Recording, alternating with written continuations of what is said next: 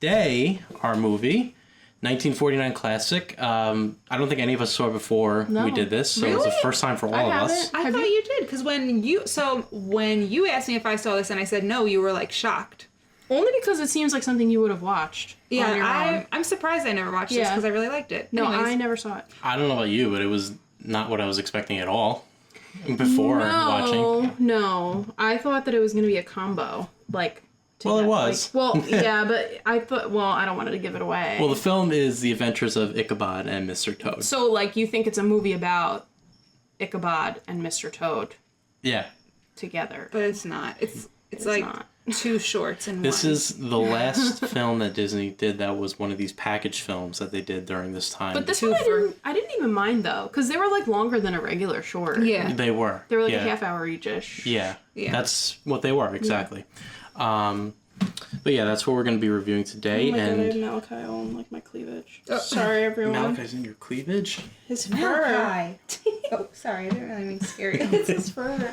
He's like, what? I didn't do anything. He was just cleaning himself and then he stopped and looked at me. And I was like, never mind. Alright, well, are we ready to learn about the adventures of Ichabod and Mr. Toad? So ready to learn. Yeah? Always. Alright, well, let's go back to 1938. Great. A whole decade back. Wow. Shortly after the release and the success of Snow White and the Seven Dwarfs, James Baudrero and Campbell Grant, two animators on the Disney staff, pitched the idea to Walt about having a feature film of Kenneth Grahame's 1908 children's book, The Wind in the Willows. They felt that since the book featured anthropomorphic animals, it could easily be presented in animation like Disney does. I agree.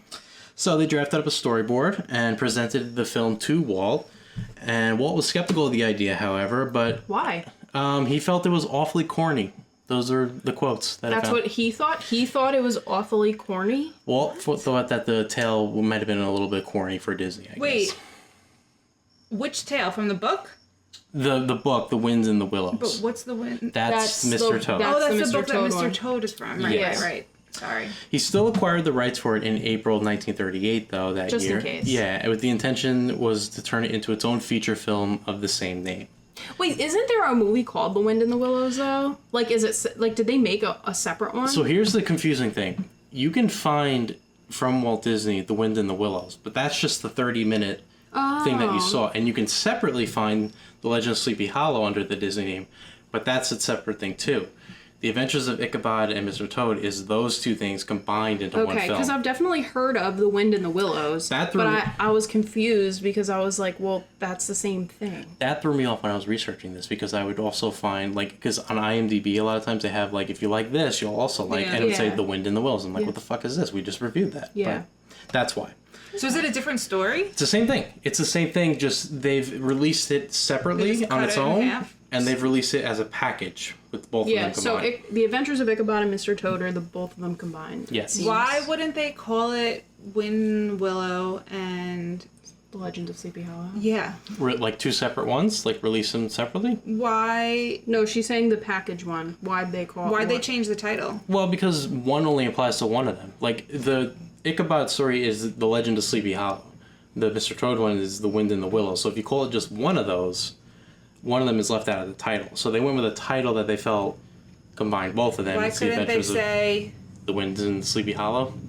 No, she's Wind saying... and Willow and Sleepy Hollow. Yeah.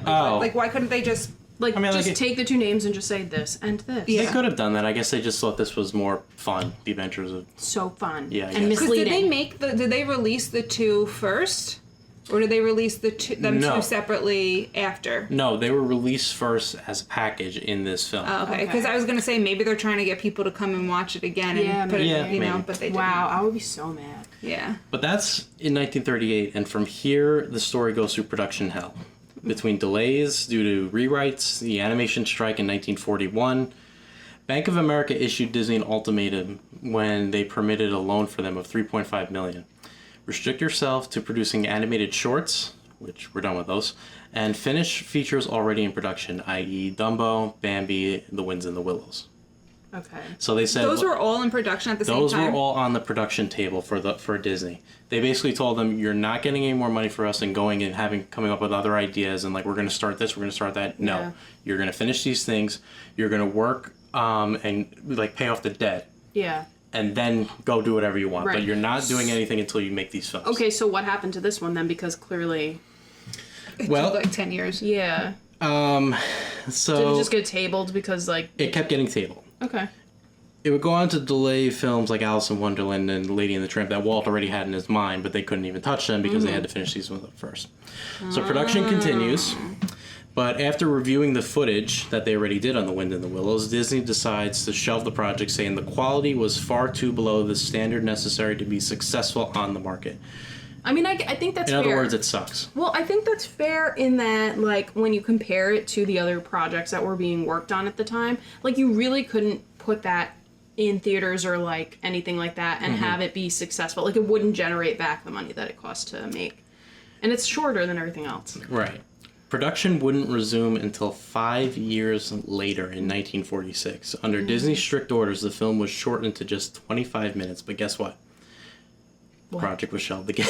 Oh, no. When layoffs happened in 1946, August. Okay. So, production was put on hold for so long, there were even, like, stories and legends that animators who were working on The Winds and the Willows, they went off to war for World War II, and when they were done with the war, 4 years later, they came back, they were working on the exact same film sequence that they left off They're with. like, this is where I left off. Yeah, Exactly. like, ugh.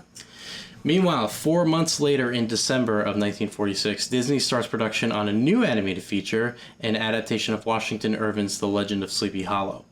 About a month later, plans fruition to combine The Winds and the Willows and The Legend of Happy Valley, which would later go on to be Mickey and the Beanstalk, and The Gremlins, a story by Roald Dahl. Yeah.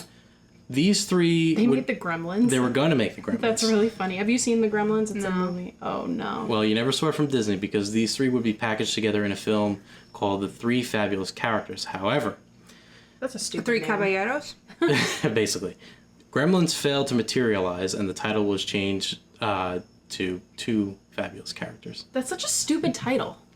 Then... That's literally Three Caballeros because they only... Okay, I know. Yeah. Then, The Legend of the Happy Valley is cut from the project in favor of putting it in Fun and Fancy Free, which is a film that we skipped because that was like a 4-package film. I've seen that one. That one I think has the story of like Johnny Appleseed and I don't remember all Davy of Crosby. I don't know. No, they said it in in the intro. Bing Crosby mentions Johnny Appleseed. And Pecos Bill. And Yeah, Davy that one too. Crockett. Yeah. And, And there was another one. yeah, Daniel Boone. Daniel Boone. Yeah. So they paid Finally. us. Sorry. No, it's right. Finally, in 1947, it is decided to pair The Winds and the Willows with The Legend of Sleepy Hollow, as both films were not long enough to merit their own single film. That's fair. Well, They could have. yeah, they could have. They could have. There is another Sleepy Hollow movie that is long by itself that I will talk about because I'm pretty sure neither. Well, you've seen it. You have not seen it. Have I I know you I've haven't never seen seen it. anything. Yeah. In my life. Have I seen it? The one with Johnny Depp I don't know if I have. and Christina Ricci. Oh, yes, I have. You've seen it. Yeah, Come yeah, on. okay. You can't have been with me this long and not seen it. Yeah. I love So- that movie. The two stories are combined, and the new title of the pairing would be The Adventures of Ichabod and Mr. Toad. How was this film perceived? Pretty well on its release. It was praised for getting Bing Crosby and listen to this name, Basil Rathbone. That's the other narrator. You can tell Disney knew it was a big deal to get Bing Crosby during this time. Yeah. Because if you look at the movie poster, it's like Just him. the Adventures of Ichabod and Mr. Toad. Bing Crosby, like Wow. plastered right on there, and underneath it says "Hear Bing Sing." So they were like all in. Okay. on Which Bing. one did he do? He did Legend of Sleepy Hollow. Okay. Yeah. Yeah. You definitely like recognize his You know voice from Bing like Crosby. Christmas songs. White Christmas. Yeah. Yeah, White Christmas. I mean, I know the voice. I wouldn't. Yeah. I'll But tell like you you know what. the Yeah, voice yeah. because he's pretty Yeah. well known. A lot of Even if you don't know his name, you know his work. Yeah. Yeah. A lot of people also pointed to the presentation of comedy for all age groups in this film. There was enough action for the children, Yeah. like Yeah, you know. and there was some over the head kind of jokes Right. for the adults. Interestingly enough, the depiction of the Headless Horseman is often cited as one of Disney's scariest villains, frequently frightening children and receiving complaints from parents. Well, I mean, because it's a ghost story. Yeah. Like, what do you want? It's No. a ghost story. Yeah, it's supposed to be scary. Yeah. I actually, and I wrote this at the end, like kind of just reviewing everything. I think this is one of the things that Disney does better back then than they do now. I think they do a really good job of making scary villains. Yeah. Like, we've already seen, just from what we've seen Chernobog, we've seen the Headless Horseman, the Evil Witch, The Evil Queen. the Evil Queen, I'm sorry. Like, I feel like they do a very good job. Yeah, they make them... Man in the Forest, they're all, like, scary in their own menacing. way. Yeah. I agree. Rotten Tomatoes currently holds a rating of 88% among critics and a 71% rating among audiences. And then finally, in the parks, where can we find these two characters? You want to shout any out? Well, The Adventures... wait, what is it called? Mr. Toad's Wild Ride. Mr. Toad's Wild Ride. That's in Disneyland. It used to be in Disney World, Correct. but now the Adventures of Winnie the Pooh is where the ride used to be. And what's in the ride? Well, there's a photo, right, of Mr. Toad handing the deed over to Owl. He's just throwing that deed around to everybody. No. And Have you seen that? You've seen that. Yeah. Yeah. And Mr. Toad is in the Haunted Mansion graveyard. That's You're right. He is. That's you. Stole. And What else you got? there's that creepy pop I knew you were gonna fucking tell. that you refused to buy. Yeah. It's hideous. It's so... I mean, it's gone now. But It is gone. It's horrible looking. I know. I said that when we have our first kid, if we have a boy, that we're going to dress him up as Mr. Toad. That's going to be his Halloween costume. That should be his Halloween costume. Right? I Yeah. think so. Yeah. What about the Legend of Sleepy Hollow? Where can you find that in Disney? Don't tell me. I mean, you can find it I've got at two. Mickey's Not So Scary Halloween Party. That's one. Where? The beginning of the parade. The Headless Horseman is the one who starts the parade. He goes riding down Main Street. And there's one more. Don't tell me. Is it in Magic Kingdom? It's in Magic Kingdom.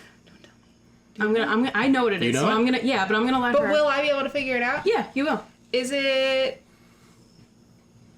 Do you want a hint? Is it in Liberty Square? It is. Is it... I mean, what's You're in so Liberty close to Square? You tell Just me. think. Think. You're coming off the bridge, Yeah. going into Liberty Square. Oh, Sleepy Hollow Refreshments. There you go. Yeah. Perfect. Yep. That's where you can find I was those. like the Hall of Presidents. Yeah. Almost. Yeah, Ichabod Crane, the 17th president of the United States. Yeah, he's among all the presidents at the end there. Yeah. Him and Ben Franklin. All right, let's get into this one. So, The Adventures of Ichabod and Mr. Toad. Bing and Walt combine their talents in a new and thrilling cartoon feature. Released on October 5th, 1949, rated G, with a note about tobacco use at the beginning, and a runtime on Disney Plus of 1 hour, 9 minutes, and 18 seconds. Directed by Jack Kinney, Clyde Geronimi, and James Elgar. Distributed by RKO Radio Pictures. Starring Ed Bloor, J. Pat O'Malley, Bing Crosby, and Basil Rathbone. Danny fucking Razzle Cat. dazzle. Razzle dazzle.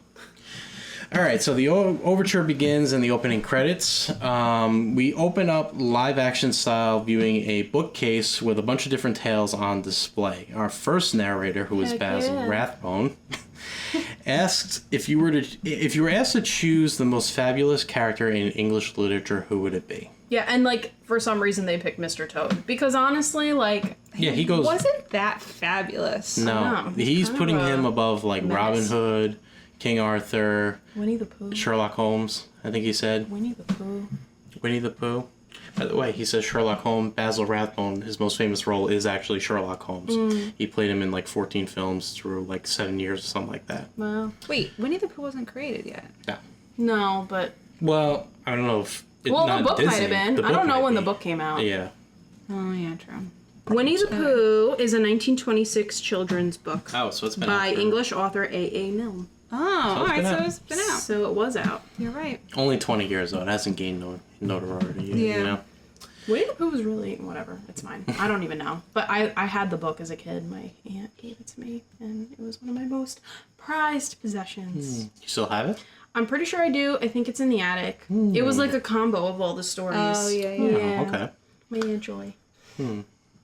The storybook for The Wind in the Willows opens up and we see illustrations of Mr. Toad. The narrator continues and explains Mr. Toad's one flaw. He's a curious adventurer, positive mania for fads, and he never counted the costs. Yeah. He's a loose cannon, basically. He is. And he was an adrenaline junkie. He's unhinged. He's annoying. Like, I don't know why people would want to be friends with him. And it's funny because I never knew his story. And there's this one Disney vlogger that I follow, and she's obsessed with Mr. Toad. Like, if anything has Mr. Toad on it, she will buy it because she just loves him. And there's not that much Mr. Toad merchandise. Yeah. And now that I know who he is, like, why? Why is she so obsessed with him? I feel like if you had gone on the ride, like, you would feel the same way, too. Like, I feel like the ride, you would have been like, wow. Like, going into it, knowing, because I've been on the ride, I was like, wow, he's definitely going to be a dick.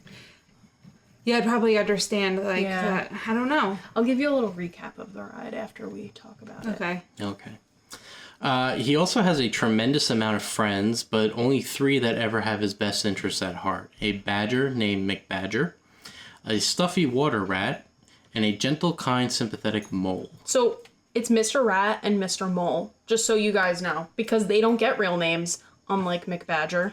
Angus McBadger. Yeah, Angus and McBadger. Toad is J. Thaddeus Toad. That's right. Very good. One day... Watched it, so... Yeah, true. One day, Mr. Mole is meeting Mr. Rat for tea, and just as they're getting settled, there's a knock at the door. It's a postman who delivers a letter from McBadger. He tells the two that they must come to Toad Hall at once as it is an urgent matter. They all live on the river. They do. They live... And they all have money. Yeah. We then see Toad Hall, which is the home of Mr. Toad, and it's an impressive house, mansion-like. Yeah. And the community prizes it because they feel that it brings it a sense of respectability among the town. Yep. Mr. Toad, however, has been brought to the brink of bankruptcy due to his expensive adventures. So yeah, but he also like just breaks everything in his path. Yes. So McBadger has like taken over the responsibility of the finances. Yeah, he's like being the accountant, which I think is very nice of him. It is. Honestly, because I feel like that's like really deep to He's got his word cut out for him because he's got a giant stack of bills from the town because Toad has destroyed fences, he's damaged lampposts, and McBadger's assumed the responsibility of paying out all these people with their bills. On behalf of the estate, yes. Yes. All the while, there is relentless pounding on the front door. It's the townsfolk with more bills from Mr. Toad. McBadger is stressed upon belief, but he angrily assures the crowd that they will get their money in due time. Yeah, I wish I could just tell debt collectors that. Or not even, just like my credit card company. I wish I could just be like, you'll get your money in due time. You'll get it whenever I have it, all right? Yeah. McBadger, by the way, is an older Scottish badger with a very thick accent. Yeah. There is more pounding at the door, and he angrily opens it, but this time it is Mr. Rat and Mr. Mole. He tells the pair that something has to be done about Toad. This time he has gone too far. He's got a new mania. He is rampaging around the county in a canary yellow gypsy cart with a horse named Cyril. Yeah. Very specific here. Very specific. He pleads with the two to stop Toad and set his mind right. Which, like, I don't know. I mean, that's nice of them and all. But is it really their responsibility to check him? No, but they're just looking out for their friend. Like you're right. Like you said in the beginning, these are the only 3 that have his best interests at heart. Yeah. But what I don't understand is why. It's not even like they're getting anything out of this except for a headache.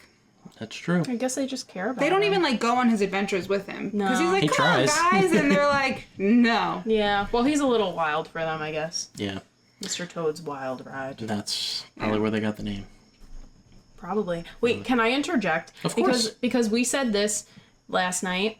Mole, to me, looks like PJ Yes, he does. from Goofy Movie. Big Pete's son. Big Pete's You never son. saw a Goofy Movie? I think like when I was little. Oh, it's okay. such All a right. good Well, we'll movie, get there though, eventually. yeah. But like, yeah, no, he looks just like him, and he looks like the I guess is it a hedgehog from Alice in Wonderland when they play croquet? Yeah, he does. Like, yeah, he looks like the little the ball If they essentially. were working on this at the same time as like Alice in Wonderland, they probably I wouldn't be surprised if they copied some of that animation. They definitely used some of the animation. There's a lot of influence, which we probably get to more when we get to Alice in Wonderland, but there's a lot of influence between these 2 films. There is, especially like the music too. Like I'm pretty sure that the music was actually a lot of the music, The background music, yeah, like the score. Yeah, this I feel like was put like it sounded to me like they took it and just like plopped it into Alice in Wonderland. Command C, Command V. Yeah, Yeah. that's what it sounded like to me. I mean, it's probably a little different. We then see Mr. Toad in his yellow cart with Cyril, his horse, riding through the countryside and destroying fences and farmland in his path. Mr. Toad sings our first song of the movie, which is the Merrily song. This is a song that's pretty much played all throughout Mr. Toad's Wild Ride. Yeah. The ride. Mr. Toad is voiced by Eric Blore, and looking at his credits, this is probably the most famous thing he's done. He did a lot of Broadway in like the 30s. You playing footsie with me on that table? No, I'm trying to get you to stop from like shaking the table with your foot. Okay, that's fair. I thought you were playing footsie with me. I was No, like, I don't- Victoria. I don't need to play footsie with you. Mr. Toad and Cyril sing about all the places that they are possibly on their way to, but really they are merrily on their way to nowhere in particular at all. And they're destroying everything at the same time. Literally. That's the thing. Like, it's fine if you want to just, like, dilly-dally, meander about. You're crashing through whole greenhouses and they're falling to the ground. Imagine if that happened in Stardew Valley. Right? Oh my I would god. lose my mind. I'd quit. I'd be so mad. Yeah. I'd be like, get your cart, get your horse, get the fuck off my farm. For real. You ruined my crops. Yeah. Cyril Proudbottom, which is his full name, is voiced by J. Pat O'Malley. Who? Yeah, he's going to kick off a very long Disney career here. Yeah. You recognize some. Well, I was like, what did I say? I went, oh, that sounds like the Mad Hatter and the March Hare and like just I named like literally all these like random Alice in Wonderland characters all at once. He does 5 characters in Alice in Wonderland. Tweedledee, Tweedledum. Oh yeah, I said them Okay, too. that counts as one. All right, fine, he does 4. I'm just kidding. Tweedledee and Tweedledum. Walrus, Yeah. That's yeah. what I said. Yeah. That's what I said. I said the Walrus and the Carpenter. Carpenter, and Mother Oyster. Oh yeah. Yeah. Mother Oyster. He's Mother also Oyster. Jasper in 101 Dalmatians. A bunch of voices in Mary Poppins.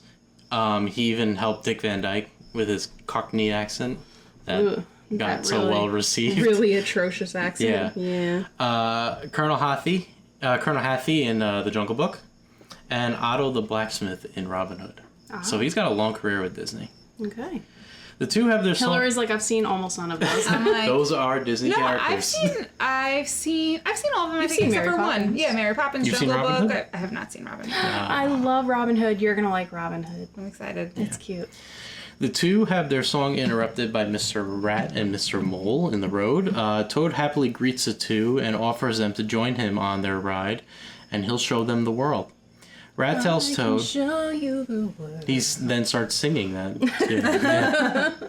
Rat tells Toad that he has to give up the horse and cart, to which Toad is taken aback by and ultimately adamantly refuses to do so. The two try to pull Toad down by his pants, which end up coming off, so he rides off with Cyril in his long underwear. So we're gonna talk about how he has 3 different colored pants, right? Mm-hmm. Okay. So go ahead. Go ahead. Oh, so he had blue pants on, right, in the beginning. Yeah. Then when they pull his pants off, he had red underpants on. Yep. But then they go back to like where Mr. Rat and Mr.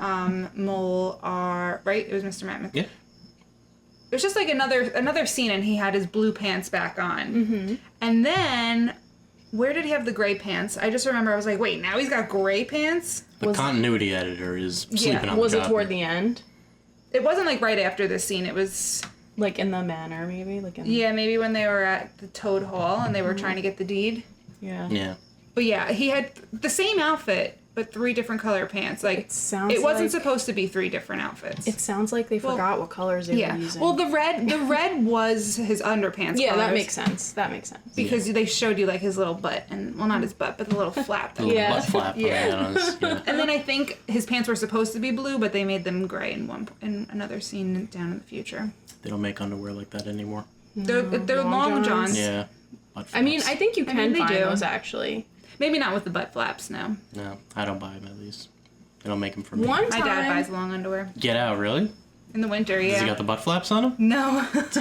They're really more like, I think he wears regular underwear and then wears those as like they're thermal. thermal underwear. It's Yeah. to keep you warm. Yeah. And then he wears like flannel lined jeans with thermal line. I'm like, That's how? awesome. Like, are you sweating your Damn. ass off or what? Yeah, but you're always cold, so I feel like you could benefit from that kind of attire too in the winter. Probably. Probably. So maybe you guys just are Cold-blooded people. Yeah, I don't know. Borrow your father's underwear. See how you like it. My mom borrows them all the time. My dad gets so mad. Oh no. Really? Because your mom seems like the type of person to always be hot. Yeah, she is always hot, but she wears them in the winter when it's cold. Wow. And he gets very mad at her. Oh, Diane. Yeah. So tricky. Yep. As the two make their escape, they stop in their tracks when they hear a horn beeping from further down the road. The two are stunned to see a motor car. When did motor cars come out? I guess. Wait, and also, what year is it supposed to be in this movie, in this book? I don't know if they story? ever, like, clearly define it. I mean, unless you want when the book came out in, like, I think I said in the beginning, it's like 1900 something. So at this point, it's like 30-something years old, I think. The modern car. A practical, marketable automobile for everyday use was invented in 1886. Oh, so Oh, it's okay, been so around for a it's while. been around, but probably not a lot of people have seen it. And the wind. And this also took place, like, in some European country, of course, right? Well, I think it's supposed to be, it's It's an English England. writer. Yeah, Oh, it's in England. England.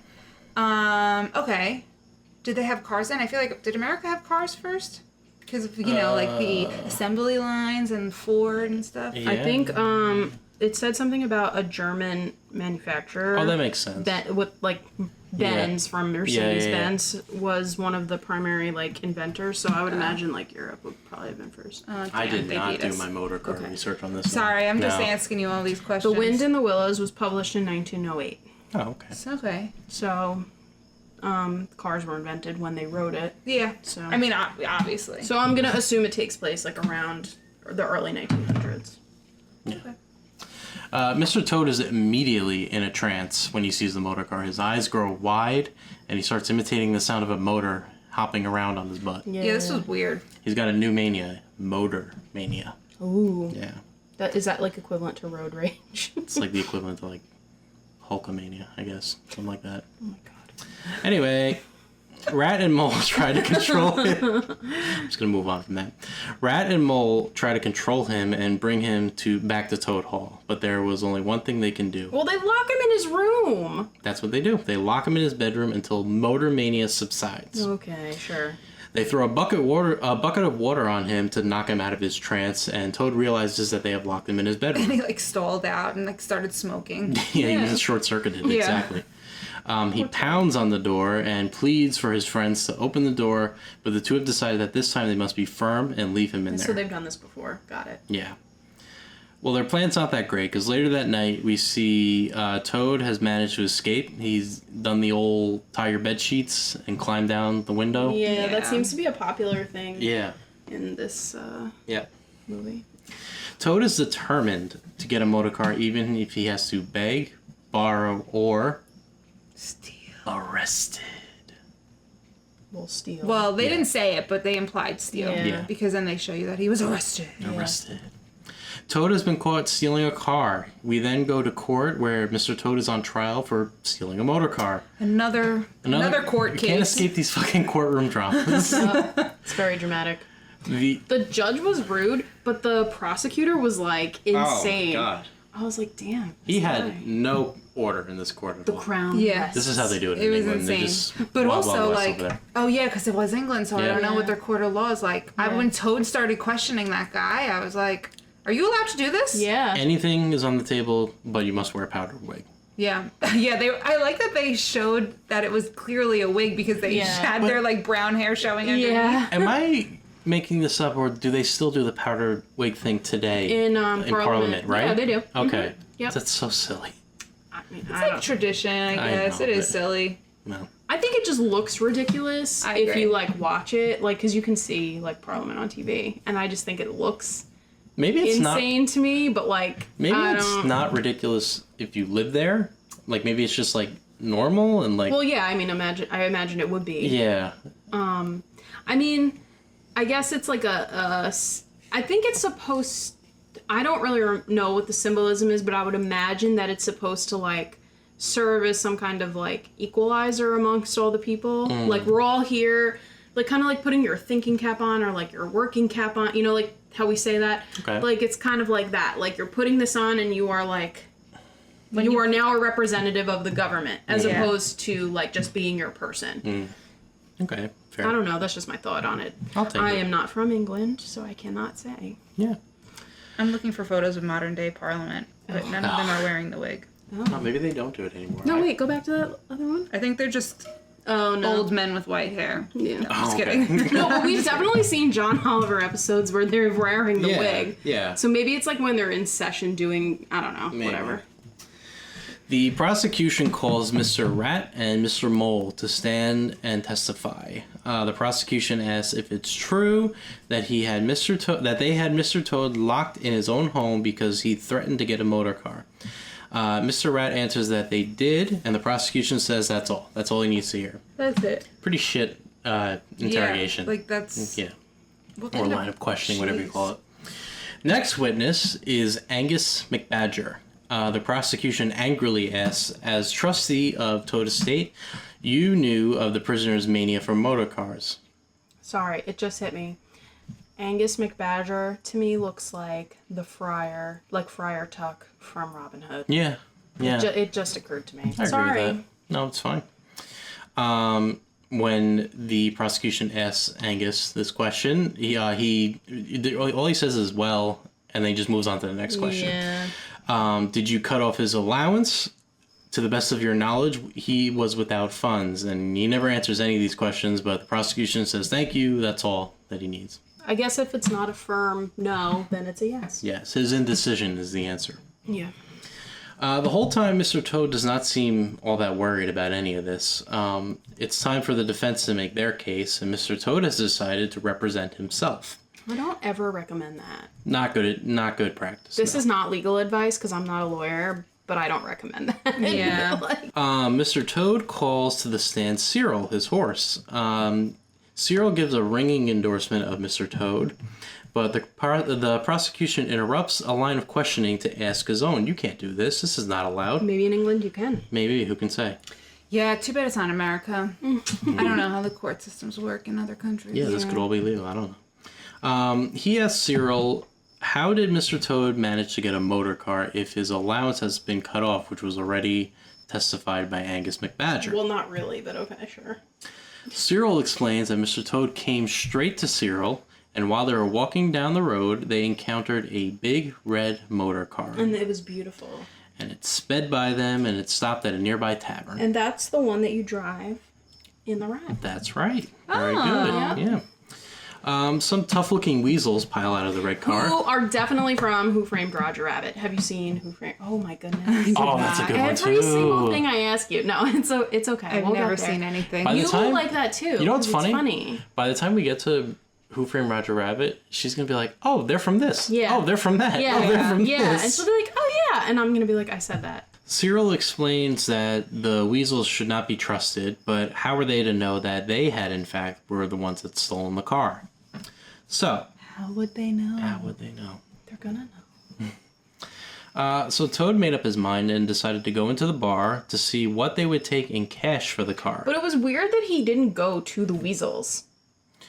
No, he makes his way into the bar and he asks the bartender, No, he just asked, who's this car? And the weasels know that they stole it, so they hid. unless Yeah. they didn't see the weasels piling out of the car, but I feel like they did. No, they did. I just thought it was weird that he didn't go straight over to the weasels since he knew they got out of the car. I don't think he saw them get out of the I mean, car? well, thought he did. I mean, I don't Cyril think he right did. now is saying that, weasels piled out of the car. So Yeah. that, Yeah. Oh, but I feel like when we saw Mr. Toad see the car, it was just empty. No one was in the there was car. nobody in the car he when they saw it got to the driving car. by. They saw it drive by to the bar. They did? Yeah, they did. It zoomed by them. Mm-hmm. So Oh. But like also even if they didn't, right? Why would the bartender know who owns the car? Yeah, true. I mean, maybe because cars weren't really that big of a thing then, so like you would and know. it is a That is particularly possible. nice car. Yeah. They make sure to note That that. is possible. Well, he makes his way into the bar and he asks the bartender, whose name is Winky. He's creepy looking. Yeah, he's really weird. He's got that mustache. Like, talk about villains. Yeah. And he's all in what, pink? Like- He shows up to court in a pink suit. Yeah, and he's got like He's like a pimp. Yeah. Yeah. And he's got got two little. He's got things the of twirly hair. mustache and the twirly hair. Yeah, and it's He's got the old school Tim Tracker mustache. yeah, and he looks like what you would imagine what they would have made like a car salesman cartoon look like. Yeah. That's the kind of fakeness that we're talking about. Yeah. Realizing that he has no money, he decides to offer a trade. Instead, the Weasels cut a deal. And he never skimps. He's never stingy. That's right. Toad draws up a deed with Winky as a witness to sign. What was the deal? The car for Toad Hall. $100K. The house. 100,000 pounds. That is what was traded for a motor car. The prosecution laughs. He doesn't believe this for a second, because why would anybody make that trade ever? Little did he know. Fortunately, Mr. Toad calls a witness who is Mr. Winky. Toad asks if he recalls the incident, which he does. And they share a wink. Winky winks. Yeah. That's right. Mr. Winky tells the court that Mr. Toad tried to sell him a stolen motor car. Mm-hmm. Toad has been betrayed by Mr. Winky. And that's just it. The end. Yeah. He gets thrown in jail. All right, so the legend of Sleepy Hollow now. No. No. That's just the end of the court case. They Yeah, don't yeah. care to ask any more questions. The police immediately grab hold of Toad and they take him away. He's like, I'm been framed. He's like, wait, what's going on? Yeah, he was so He's been upset. hoodwinked. Panicking. And he was like making his way to the door too. Yeah, he was Yeah, his right. coat on. And I was About like, to be proven. yeah, I was like, are you trying to just like distract them to escape? That's what I thought too. Right? I was like, oh, but then I was like, oh no, he just really thought he was innocent. Okay, got it. He's been found guilty and he gets 20 years. That's a long time That is a from long stealing time. a car. Toad's friends try to help him with appeals, but it seems the courts wanted to make an example of Toad, and the decision stands. There was a lot of really interesting articles aside from that in the newspaper flashes that they showed. Did you pause? Did you? No, I just kind of saw them when we were rewatching it now with Hillary. Oh. Like, I don't remember any of them offhand, but I One- remember being like, huh. One of them Yeah. was something about a meteor landing near a baby or something Yeah, like yeah, that. that's the one. It was, I couldn't remember, it was like meteor lands next to baby or something Yeah, like and that. I was like, wow, Oh, that's that's so scary. Yeah. very oddly specific. I think this is kind of before movies do those whole like gag newspaper things. Yeah. They're So pretty did- serious. So did they take like real article I names? kind of believe they did. I don't know if this was a real one. Was that a real one? Did It a might meteor have land near a baby? I need to know, I and I should've need to checked. know if the baby was okay. Yeah. Hillary was gonna look it up. I Then was. she If If refrained. you want to go But for I it, was go like, for I'm gonna it. go on another like tangent. All right. So if you guys look it up, please let us know. Yeah. Yes. It is now Christmas Eve. Toad is locked away in a tower. How long? How many years, months, days? Like what's Well, best? it seemed like it was kind of like springtime when Toad was riding through. Well, he said August 12th. Oh yeah, you're right. That's right. So I feel like it's only been a couple months, right? Because Yeah. The next is it like his first Christmas? I think alone? it is I because think he's so. so upset. He's locked in his tower, and he reflects on how he has let his friends down, shedding tears for them. And he's got a literal ball and chain on his ankle. He does, yeah. Sore- They should bring this sore back. Ball and chain on people. No, they shouldn't. Okay, It's fine. bizarre. I mean, it really caused an issue when he tried to. When Yeah. he tried to escape. A new Toad was born, a reformed and repentant Toad.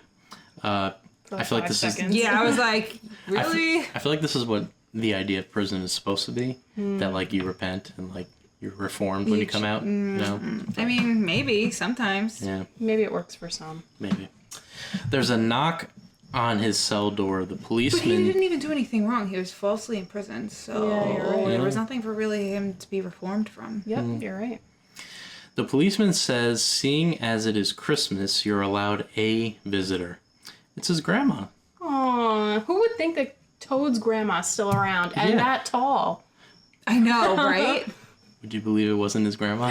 What do you mean? It's Cyril the Holy horse. crap! This horse-faced woman turns out to be I Cyril. do not believe it. I'm just kidding. Of course I do. He brings a Christmas gift to Toad. It's a disguise. It's a matching disguise. Yeah. It's the exact same outfit he's wearing. So, like, does Cyril stay in Toad's place? Is that the idea? Because how does he... They're both out by the end. Don't they, like, we don't see them, like, escaping. We just see that they're out. Yeah, Right. Cyril doesn't aid him at all. He just gives him the outfit and he whispers just a don't plan into his ear, and he just says, "All right, but go it ahead." just seems to me like if you're having a matching disguise, then your next thought would be, okay, so like this one is gonna pretend to be me and stay, and so I can leave as though I was the visitor. Yeah. You know, Right. Toad's so small, he probably could have just put him in his pocket. Well, Yeah. he could Or his have, mouth. But then, wouldn't the prison guard notice that there's someone missing? Like I immediately. mean, a horse and a toad are very different in size. Yeah. So I feel like Cyril wouldn't have been a good replacement. I agree. I just think there's a little bit of a flaw here. I need a little bit Something more looks clarity. different about it. I need to read the book. I'm going to read the book. I need more clarity. Yeah. Alarm bells ring, the alarms, as police search in the town for Toad. He encounters a police officer, but the disguise is enough to fool him. I know. But, Sorry, madam. yeah, as Toad walks away, his ball and chain slips out. Oh no. Which he was using as his big badonkadonk. Yeah. The guard immediately didn't catch on. He was like, "Oh, I'm so sorry, ma'am. Oh, man. You dropped your Your wagon fell out." Yeah. Your buttocks. your derriere. That's fallen.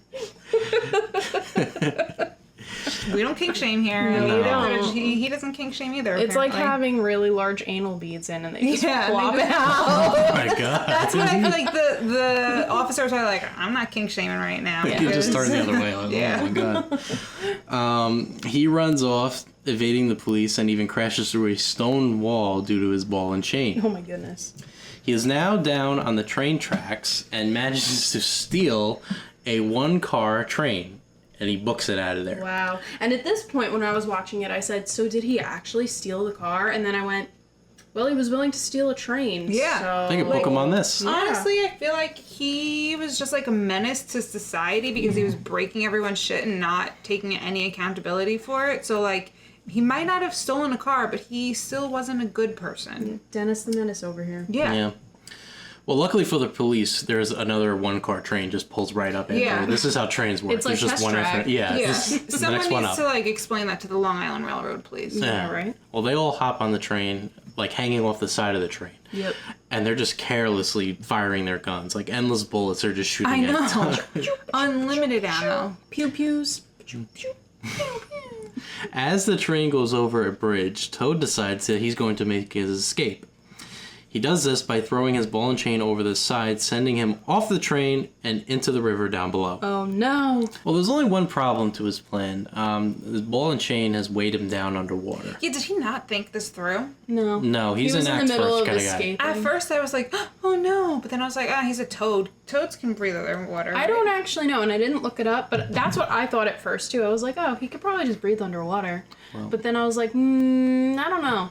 So he's weighed down underwater, and he's unable to swim And to the he's surface. laughing, and then a fish is laughing, and then he looks at the fish, and he's like, oh fuck. Now, it's important to note, they made it very clear here that he is stuck. He cannot get out. So there's a branch above the water, right? And he like lifted his arm, and he grabbed the branch, and it broke off.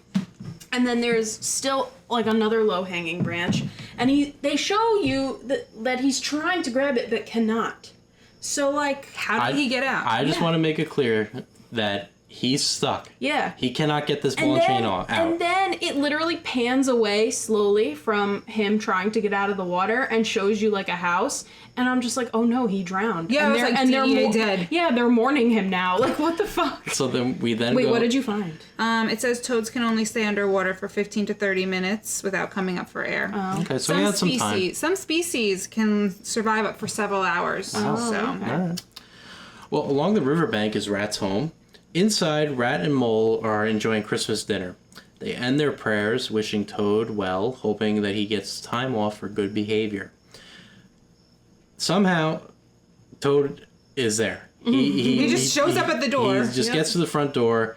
The two friends greet him. did he still have the ball and chain? He's on? still got the Yeah. ball and chain on, and that's it. Yep. There's no explanation. There's no, like, oh, I just escaped. I nearly drowned. Yeah. He just somehow got out. Well, yeah, but then he like falls over when they open the door, and they do say like, "Oh my goodness, it's an old lady. Let's get her by the fire." And then the ball and chain falls out, and they're like, "What do you mean it's Toad?" It felt like they wanted him to still have the ball and chain on, but they wanted him to go in the water, and they couldn't figure out a good way to get him out of the water. So they just decided he escaped. How? I don't know. Go he's fuck Toad. yourself. He got out. Because he's Toad. Yeah. There's then a knock on the door. But they think it's the police. They Because do. it's banging. Yeah. It's like... Bah, bah, bah, bah. Yeah, but didn't he say it's the police? No, it was just somebody at the door saying, open up. Yeah, and then they were like, it's the police from inside. Toad begs his friends to hide him, but Rat is firm. Aiding and abetting. That's right. And he says, nope, we're not going to hide you. Open the door. You're a criminal. They open the door. It's not the police. It's McBadger. Wow. What How are the lucky. odds? Yeah. And I guess the police were actually duped by this, and they're still chasing an empty train. McBadger has made an important discovery. At Toad Hall, the Weasels have taken over, and at the head of it all is their leader. It's Mr. Winky. I can't believe it. And he's got the deed. He does have the deed. He's just like flashing it around. Too. Yeah. Yeah, I guess the deed is not to anyone specific. Like, it's just a piece of paper that says, like, deed, Toad Hall. And, like, if you hold that paper, you just own Well, Toad his Hall. signature's on it. Oh, is it? Yeah. It looked like it just said deed, No, Toad Hall. well, at the bottom, Toad Okay. signed it and then Winky signed it. All right, that makes a little more sense. Okay.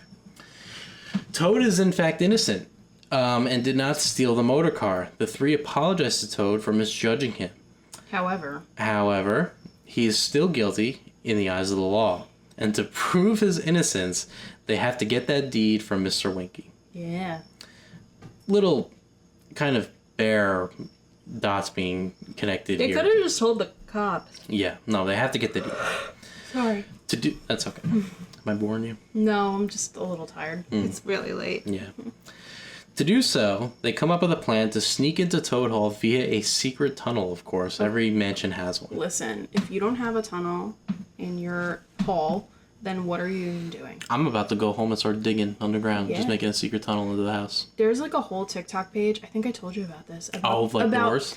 No, this Oh. woman who like just decided underneath her home, like she went in her basement. Oh, you and did she, tell me this. It was like Minecraft-esque because she was just digging tunnels just for the sake of digging tunnels. I still haven't followed up. I don't know how it's going, but it was going really well. And I'm just like, yo. She's gonna get. But how deep do you go? How like far do you go? And then how far does the property line go underneath the ground? So like, is she digging far enough?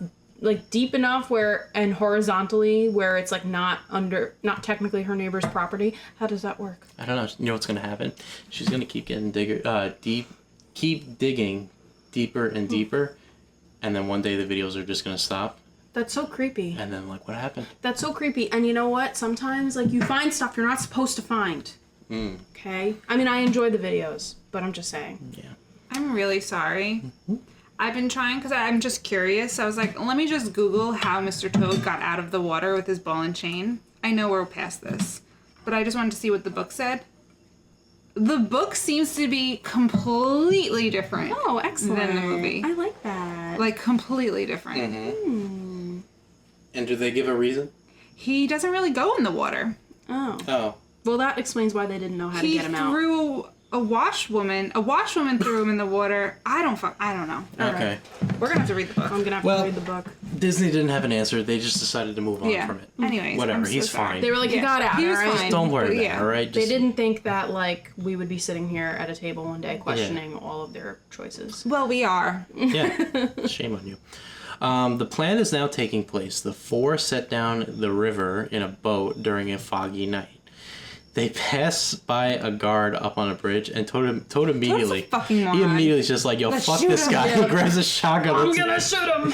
Okay. He's just gonna kill him right That's on what I sight. mean. He's so unhinged. Like, hey, can you just like, I don't know, consult with the group first, maybe? No, he's gonna put one in You're this putting guy's everybody's life at risk. ass. Yeah, Selfish. Just selfish. It is selfish. it is. The group tries to restrain him, and his shotgun blast goes off in the water, sending the boat flying down the river. But luckily, into this cave that apparently is the secret entrance. Wow, that's amazing how But that it works out. That does cave.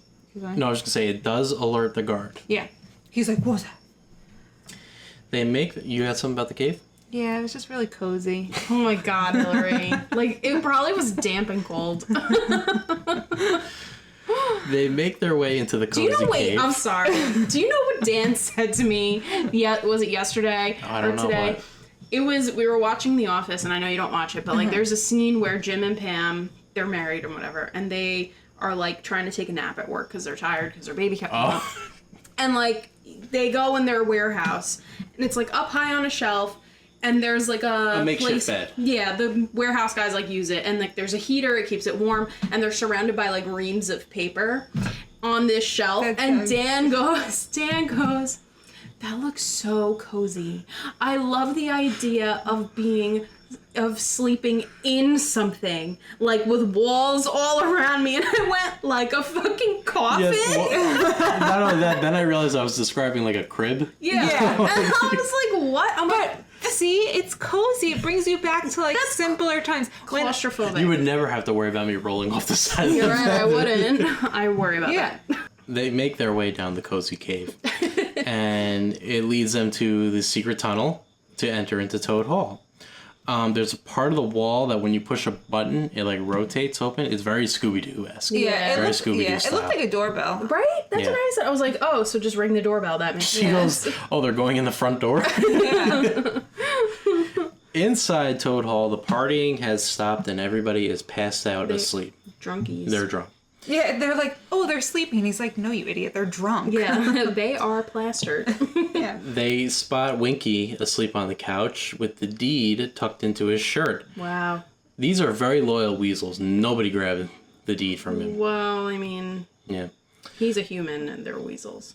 The four climb up a balcony to retrieve it. The guard that they alerted is also inspecting the cave. I don't know why they didn't just like tiptoe around the weasels to get it. I know. No, they have to get a high vantage point, and they also what they're gonna do is they're gonna take I might be The the fattest one. Yeah. That's what Yeah. I said. I was like, okay, so take the fattest one and lower him down. Makes Mission sense. Impossible style. Yeah. Yeah. And, Not the rat, you know? yeah. Yeah. And they're gonna lower him down, and while he's suspended above Winky, he's gonna reach down and grab the deed. That's pull why him I back said up. earlier that they really like the whole like tie the bed sheets together kind of Yeah. thing. I think it's the because same bed sheets. It must be, Yeah. Yeah, because where did they get them from? right? Yeah. They must have gotten them from the bedroom. Oh, you know what? They actually probably were the same. They were the ones, because it's Toad Hall, duh. Yep. Yeah, you're right. Well, as they're lowering Mole down slowly, they accidentally lower him too far, and he lands right on top of a sleeping Mr. Winky. And he does not wake up like No. all people would not wake up from that, of course. No, instead he starts spooning with He's Mole. probably blacked out drunk. He cuddles Mole under his arm, and meanwhile, the guard discovers the secret door that the four entered through. So he's getting closer. Mole manages to free himself from Winky's arm, and he grabs the deed as the trio up top starts to bring him back up. As they're doing so, the guard enters through the secret door. He spots Mole being lifted up. He throws a dagger, which cuts the rope, causing Mole to land hard on top of Mr. Winky, now waking him up. Oh my goodness. Yep. Realizing the deed has been stolen, he wakes up all the weasels to catch Mole. They chase after him, and we get this sequence of the the weasels, Mole and Rat exchanging the paper, all grabbing it from one another, running all throughout the house. Mole throws like more paper airplanes out there. Yeah, so that are fake. Toad calls for Mole to give him the paper, so he turns it into a paper airplane, throws it to Toad, but the paper flies all around the room. Everybody's chasing this one paper airplane. It's basically just chaos. Yeah, so to cause confusion, Toad grabs a bunch of paper airplanes and he starts throwing them around the room And then so you don't know which one's which. And then they were gonna chop off Mole's head. They were. Yeah. They had all three of them like pinned down, and Toad rescues everybody on a chandelier. And Mole's head was literally on a chopping block. Yeah, they were just gonna cut his head off. Like, oh. So Toad rescues everybody, and they make their escape through the secret door that they entered through in the first place. And as the four set off in their boat, they're thankful for first they're like, oh, we saved our skins, but not the deed. And then Toad is like, aha! He does have the deed. Of course he does. He's Toad. And they all manage to escape with the deed. The next day in the newspaper, we see that Toad has been exonerated, and it's a happy ending after all. Yeah, but I don't even know how, because it's like, This is what I'm saying. He didn't just steal the deed. I don't know how this... Well, it has Winky's signature on it. So he did... To prove that, like, Winky, in fact, framed him. But does this prove that the car was not stolen? It proves that Toad was not the one to steal the car. Because Toad actually paid for the car. The car was a stolen car. The weasel stole the car. But Toad didn't know that. So the whole premise is that... So what Winky was trying to frame him for was like, oh yeah, he tried to sell me a stolen car. Toad had stolen the car, come to the bar, and tried to sell it to me. But really what happened was the weasel stole the car, drove to the bar, Toad wanted to buy the car and offered up Toad Hall, and Winky took it. That's what happened. Okay. Why couldn't... So then... Okay. All right. No, go ahead. No, I answered my own question in my head. Oh, okay. Well, All right. you don't think the audience would like to know? I was going to say, why couldn't Mr. Toad just present the deed, like, in the beginning, but he couldn't present the deed because the other guy had it. Yeah. That is true. Winky. Yeah, Winky had it. So, and Winky wasn't going to Of course not. bring the deed. No, he's because a it's dick. like... Douche canoe. Yeah.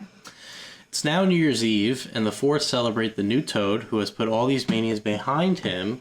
They share a toast, but are startled to see outside that Toad has not changed at all. His newest mania is him and Cyril setting sail into the sunset on an airplane. Yeah, and he said, I can show you the world. Shining, shimmering, And splendid. he's like Yeah. fucking shit up again. He's like crashing into things. Still flying, but crashing into things. We go back to live action bookcase. As the book closes, then our narrator sees us out for the first half of the movie. So I think it would be best if we do part one thoughts, then we'll move on to Sleepy Hollow. So Yeah. what do we think of Mr. Toad here?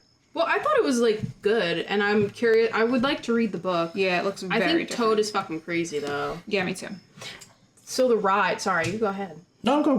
No, I was just going to talk about the ride. Go for it. So the ride is, like, basically this story, but it has some changes. Like, you go through all of these things, like the courtroom scene, which is really scary. Like, you're in the car with Toad going through everything. And then you get sent to jail, I guess jail. You get arrested, then you Yeah. get found guilty, and then you escape jail. Yeah. And in And- the process of escaping jail, And then you die. you die. You die. Like Like, literally in the ride, you Underwater? die. No, you just crash I think the you car. just crash. Yeah, the car crashes and you die, And the and, next- you go to hell. The next scene is you in fiery hell. You're in hell, But and you this isn't see... in the movie, so I why know. would they do this? I guess it's in the book. This is just one of Mr. Toad's wild rides. Yeah. So you die and you go to hell, and that's the ride. And this is in the span of like, Who thought that was family or kid friendly? this is also in the span of like a minute. Yeah. It is a minute of just scene. You're dead now. Yeah. Yep. Welcome to hell. You see Yeah. the devil. There's fire everywhere. Fire The and devil is brimstone. actually the judge. Yeah. It's pretty crazy. I could understand like the court scene being scary. Yeah. The ride's actually terrifying. It's very Pinocchio-esque. Yeah. Like the scary level is Yeah. like very Pinocchio.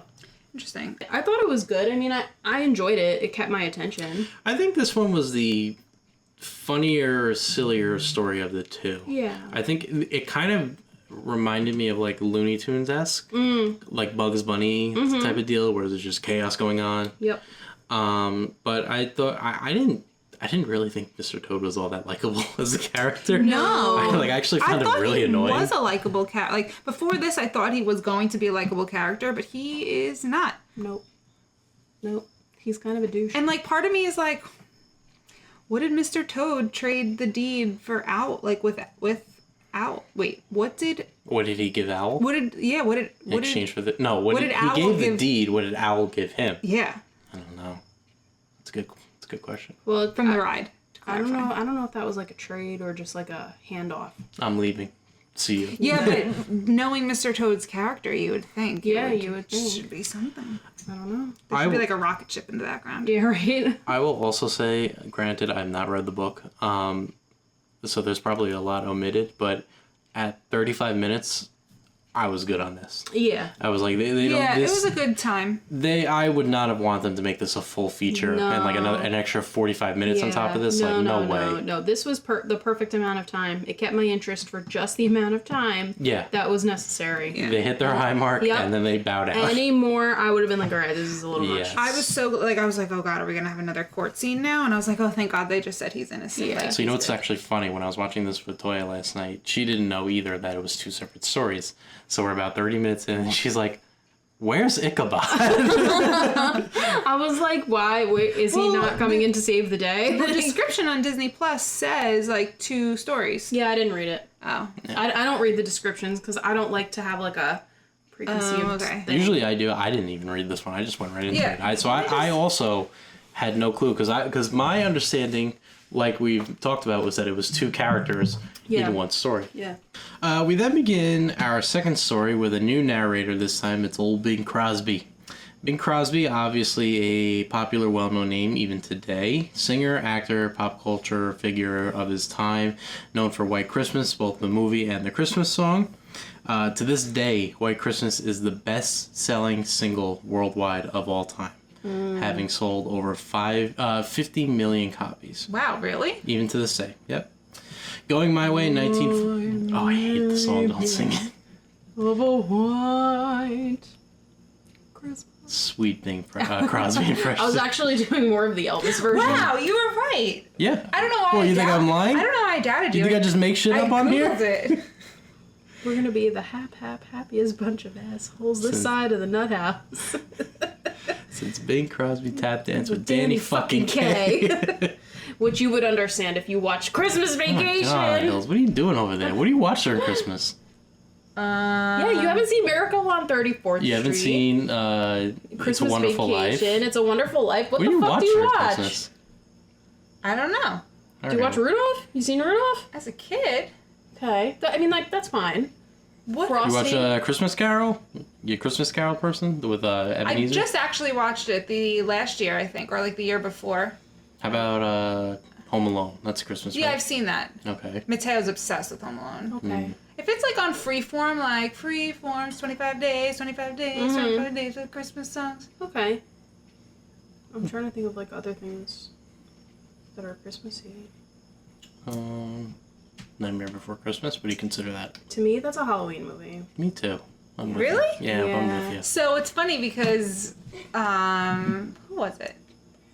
Tim Tracker. He met Jack and Sally at the Halloween party. Wow. Oh, no, he didn't meet Jack and Sally. It was Mickey Mouse. And he was asking Mickey Mouse if he thinks Nightmare Before Christmas is a Christmas movie or a Halloween movie. And What did the mouse say? he did like the little hand thing, like Oh, flipping it fence over. sitter. He was like, I don't know. Pick a side, Mickey. Yeah. Cheese Mickey. Yeah. Yeah, I thought it was funny. So I've seen The Grinch. Yeah, that's Oh, Grinch. Okay. I've seen Santa Claus. Which Grinch? Santa Claus. The one with, like, the animated or Jim Carrey? The Jim Carrey one. Okay. Have you seen The Polar Express? Good one. Yeah. Okay. Yeah, with the creepy kids. Yeah. Yeah. Uncanny Valley, yes. Elf? Oh, Elf. Oh, yeah, Elf is duh. not on here. I've seen Elf though. Okay, good. Everybody's seen Elf. Yeah. Well, yeah. You know what I watch on Christmas? The What? Yule Log channel. Okay, that's fair. I'm just kidding. There's actually one movie that I've seen that's like a classic. The one with the leg lamp. Oh, Oh, A Christmas Story. Yeah, That's my I've seen favorite. that one. Wow, that's actually really surprising. But anyway, Bing Crosby, very Yeah. well known. Academy Award nominations, and you know Bing Crosby. Yeah, I yeah, don't have yeah. to say who it is. But it's very clear Disney decided to put him to work. Oh, yeah. Because he's the narrator, Yeah. he's Ichabod Crane, and he's Brom Bones. He is. Does Ichabod ever speak? Bing was gonna Crosby say- speaks on behalf of Ichabod Crane. Yeah, that's okay. Same thing with Brom Bones. He's no, the voice, Brom did speak at one point. He did when he's telling the story. and that's Ichabod Crane. Okay, I'm just I mean, that's Bing Crosby. I understand. I'm just saying, like, yes, Yeah. he had one, like, but like Ichabod Crane doesn't really seem like Yeah. he had any speaking lines. Yeah. He does in his song when he's talking to the ladies, introducing himself. Oh yeah, you're right. Yep. You're right. You're right. But like, I think only the other guy. What's his name again?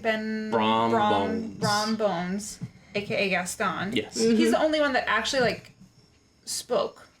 yeah, Right? you're pretty kind much of, right. yeah. Other than like a line here and there. Ichabod Crane had like he was singing at the piano, like that was Boom, him. boom, boom, boom, Yeah. boom, boom, Oh, boom, yes. boom. Yeah, so he had like kind of some. Okay, stuff yeah, I forgot going about on. that. Yeah. Bing introduces a bunch of different American icons in literature, such as Paul Bunyan, Johnny Appleseed, Daniel Boone, Davy Crockett, before introducing the next main character, Davy Crockett, King of the Wild Frontier. Is that a movie? Because I didn't see it. Oh, I didn't see it either. I just know the song. Oh, okay. But it's Ichabod Crane. Born on the mountaintop, Tennessee. The storybook for The Legend of Sleepy Hollow by Killed him Washington above Irving. when he He's just was gonna sing the whole only song. Sorry. Legend of Sleepy Hollow. Sleepy Hollow is a real town in Westchester County, New York, formerly known as North Tarrytown. One of us has a good amount of experience with Sleepy Hollow. I was just there. How long ago? It was like a week ago, It was right? like 2 weeks ago. Yeah. You want to give any opinions on Sleepy Hollow, the town? You like it? I used to like it. It's Not very anymore. well. It's really commercial now. See, like when I started going, I was a kid, and like it was popular, but like now, it's like everything there is like just for the quick spook. You know what I mean? Like there's like a lot of stuff. Cheap Ghost girls. Yeah. stores, stuff like that. Yeah, I mean the town itself is like really nice. Like when I was just there with Laura, I mean we were there. It was a Friday morning. We were just stopping there, like on our way to Salem, for a bachelorette party, and so we stopped there and like we got coffee and like I went to a yarn store. We went to a bookstore. Like it was nice. But like the touristy part is like super duper touristy, and like during like September and October, it's just like all fucking hell breaks loose.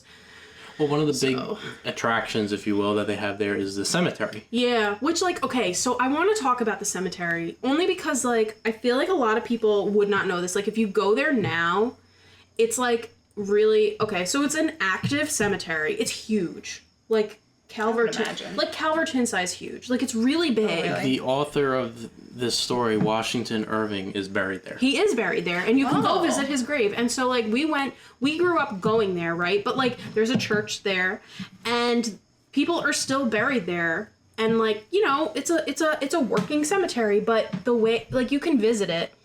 But when we were kids, it was different because there was just, like, nothing there. It was just going to a cemetery, Yeah. right? And you can see all of, like, I'll get into this later, but, like, you can see all the graves that, like, we're gonna be talking about, right? And, like, there was an old man there.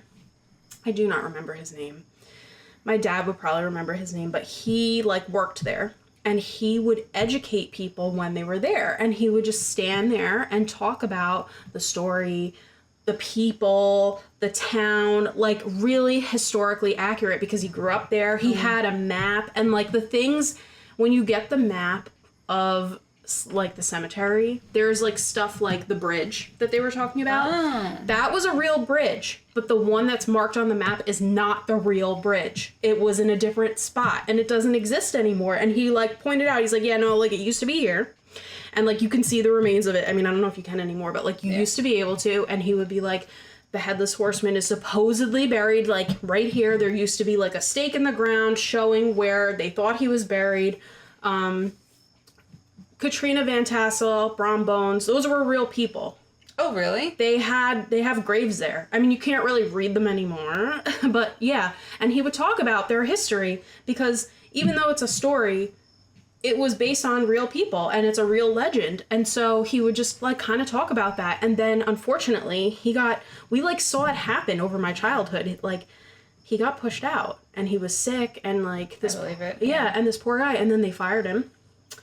And then they started putting up, like, literal tents in the cemetery where you could, like, carve a pumpkin and, like, buy refreshments. And, like, it's so touristy now. It's literally like going into, like, a Halloween store in a fucking cemetery. Like, I'd be like, I don't want to buy a plot here. right? Like, literally. They're supposed to be resting in peace. I know, and that's the whole thing. That's why it bothers me, because I'm like, this used to be a place where, like, my parents and, like, we used to go with my cousins, they would always be like, okay, like, we're gonna go visit this and we're gonna learn about the history and we're going to be respectful. Like, we're going to not trample on people's graves. We're not gonna run around and make crazy noise. Like, we're gonna be respectful and we're going to, you know, enjoy it how we can enjoy it. But now it's like a whole big crazy situation and it's really shitty. It's so annoying. So that's my opinion on Sleepy Hollow. Okay, that's fair. That's kind of sad to hear, actually. It is sad. It is sad. Like, I wouldn't say don't go. I think people should still go. But I think that you should, I don't know. Like, I just wouldn't buy a pumpkin at the cemetery. Yeah, that's weird. That's- You like can buy 10 a pumpkin anywhere. In Sleepy Yeah. Hollow, especially. Yeah. Yeah. But, like, you should still go. Like, there's still really fun things to do there. There's a lot of great restaurants there. Like, the people who live there are really nice people. Like, it's a really nice area. It still kind of has, like, small town vibe to it. It does. It does. And, like, Laura and my cousin Erica were also gonna go to the college there.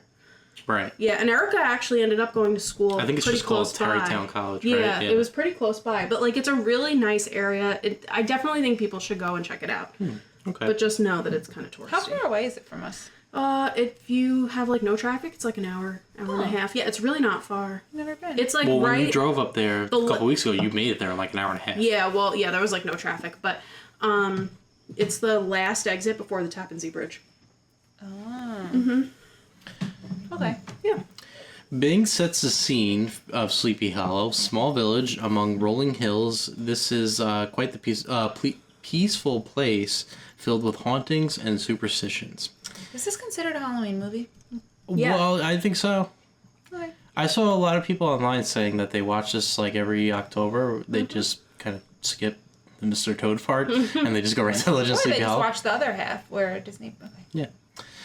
We are then introduced to Ichabod Crane, a tall, slender, lanky man with a small head, big ears, and a long nose. Was Ichabod Crane a real person? I actually don't know that. Okay. I don't know. I think he was, but I'm not 100% sure. Okay. He was quite the sight to be seen, and he is the new teacher in town. In Sleepy Hollow, there's a group of rustic lads known as the Sleepy Hollow Boys. Very original, That's I know. a really cool gang name. Yeah. Yeah. They were like, were they sleeping? No, they were just like lazing around. being lazy boys, I guess you would say. Their leader is Brom Bones. He's like a mixture of Gaston and like Daniel Boone or like Literally, Davy okay, Crockett. so like Brom is in like Brom, Yes, just so everybody knows. Yes. Brom, Yeah. which is a name, which is certainly a name. He looked like Gaston with a raccoon hat. Yeah. Yes, he did. Yeah. Tall, handsome, burly jock type. Later, so it's funny that you both mentioned Gaston because down the road when Beauty and the Beast is being made, Brom serves as an inspiration for Gaston, and Ichabod serves as an inspiration to Lumiere. Both like more so like in human form. Yeah. That That makes sense. Yeah. But actually, that does make sense because when he gets turned back into a human, he does look He looks like, interestingly like him. Ichabod. And Yeah. I can't help but have noticed that there is a LeFou type. Yeah. Yeah. One And this is of a the woman. Sleepy Hollow boys. No, No, the lady. No, the lady looks like Merryweather Yes. from Sleeping Beauty, which is one of the little Oh fairies. yeah, she does look like Merryweather. But there is one of the guys. Oh, one of the guys that Yeah. Katrina kisses. Yeah. Yeah. I was like, she's not gonna kiss him. She Yeah, did? she did. She doesn't care. While Brom is one for practical jokes and making the boys laugh, the narrator assures us that there's no malice in his actions. He was the town hero and beloved by all. Seems like it. Yeah. They I mean, always are. he didn't seem like a bad guy though. Nobody was the butt of the joke, you know? Except Ichabod. Eventually, Yeah. yes. But like But when no, they're like- setting the scene here, he's Yeah. not a dick to Yeah, anyone. yeah. He's I don't just think Brom Bones is like a bad guy. I he's think like a jester, like kind of. Oh, you mean Ichabod? No. I'm saying like Bron's kind of like a joker, but he's not like a dick. Oh, yeah. yeah. No, he's just he's the class clown type Yeah. thing. Yeah, but he's not a bully. No. Oh, this is kind of interesting too. So the horse, Brahm's horse, is named Daredevil, and the voice is Pinto Colvig, who is Goofy. There's a voice for his horse. Neighing. Noises that Oh, the I horse was makes. like, But that's what? Pinto Colvig. Oh. And Gunpowder is the name of Ichabod's horse, and that's Clarence Nash, who's Donald Duck. Oh. And the Headless Horseman is Billy Bletcher, who's Big Pete. So the Mickey Mouse gang is Wow. in here. They're doing voices. That's so cute. It is cute. It explains the butt stuff in the forest. Yes, it does. As the Sleepy Hollow boys share a beer, they see Ichabod Crane walk into town, and the whole town is fascinated by this tall, lanky man. It's kind of like the reverse Belle. Yeah. I was just gonna say it's like Belle because like Yeah. his nose was in a book. Yeah. Yeah. Like I literally we were watching it last night and I'm like, with her nose stuck in a book. Yeah. Our next song plays, which is Ichabod Crane. Which is basically there goes the baker with his tray like always. Yes. It's sung by Bing Crosby. He does all the songs in this short. Yeah.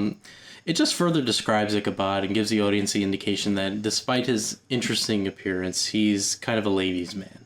All the women love him. Somehow. I feel like what they're going for here is like he's so unique looking that he's Yeah. got his own kind of attractiveness Well, going see, on. I said like a Frank Sinatra type, and you were like, "No, it's Bing Crosby," and I was like, "No," but like, No, I was just talking about the voice. yeah, but like Frank Sinatra was like a really skinny, lanky guy, and the women just like. I think they both had blue eyes too. Oh, Well, Ichabod has green eyes. Oh, green eyes, okay. Yeah. I kind of just assumed that they were attracted because he was like the only educated man. That too.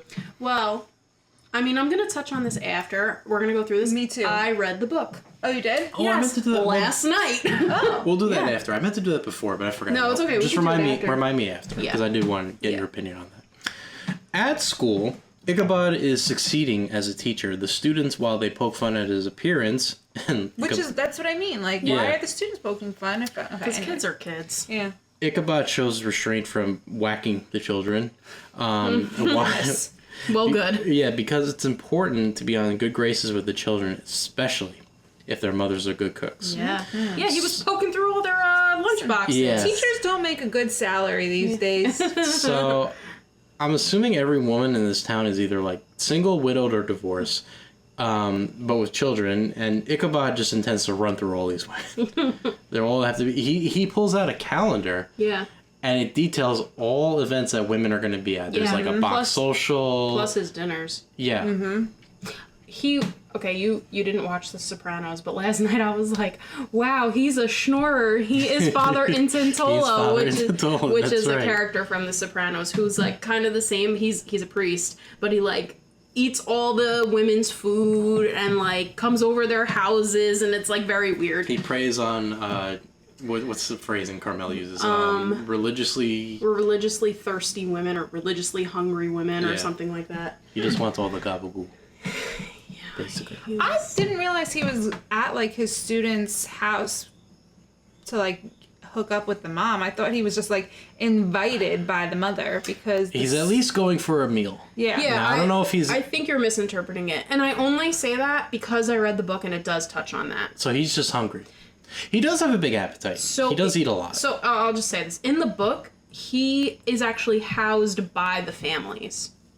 So so every week, and they detail this, every week he moves to another student's home. Interesting, because he does Yes. have his own place in this. Yeah, but in Okay. the book he does not. Wait, his place is the school building, I thought. 'Cause that's where he got ready to go see Katrina. Yeah, okay, but it's still where he yeah. lives. Yeah, but in the book, no. In the book, he lives with a family at a time, so that's why he's eating their food because it's like the responsibility of the town to house the teacher and feed him. I thought he was just like, hey, what's your mom cooking tonight? Do you mind if I come over? Yeah, Sex no. okay? Cool. Yeah, no, it's not like that. So they did change it a little bit, but yeah. And they noted that he always brought the hot gossip with him whenever he switched houses. He was a chatty guy, This is quite the town. right? One morning, Ichabod is teaching 3 women how to sing. He serenades them and plays the piano, and he boom. That's right. Outside the house, Braun plays a prank by having a dog howl while Ichabod sings.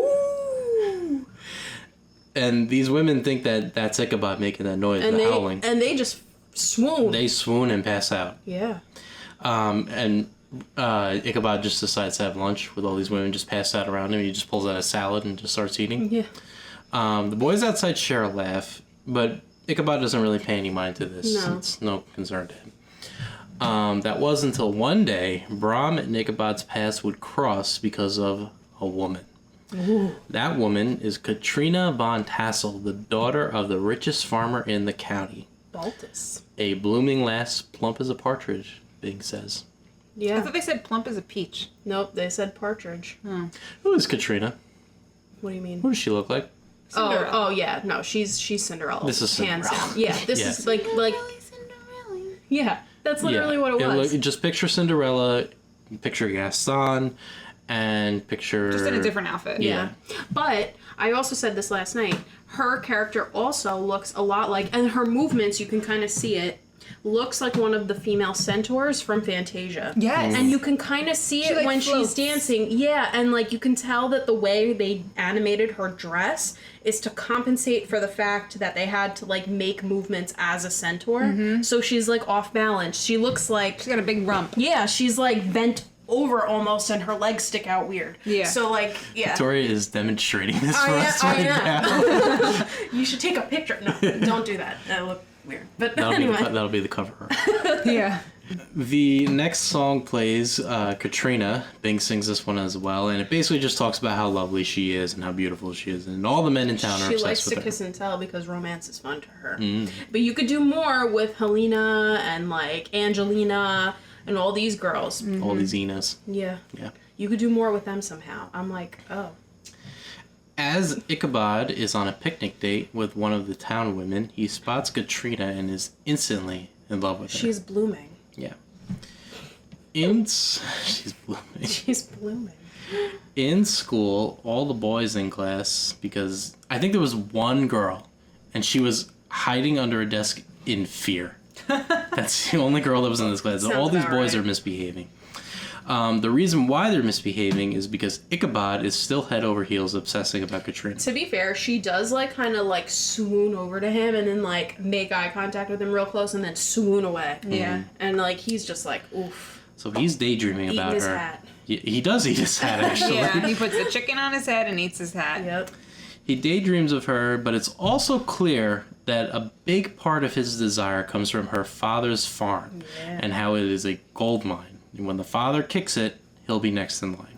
So there's not just love here. There's money and aspiration involved as Well, well. he's a school teacher. I mean, you know. He lives in the school.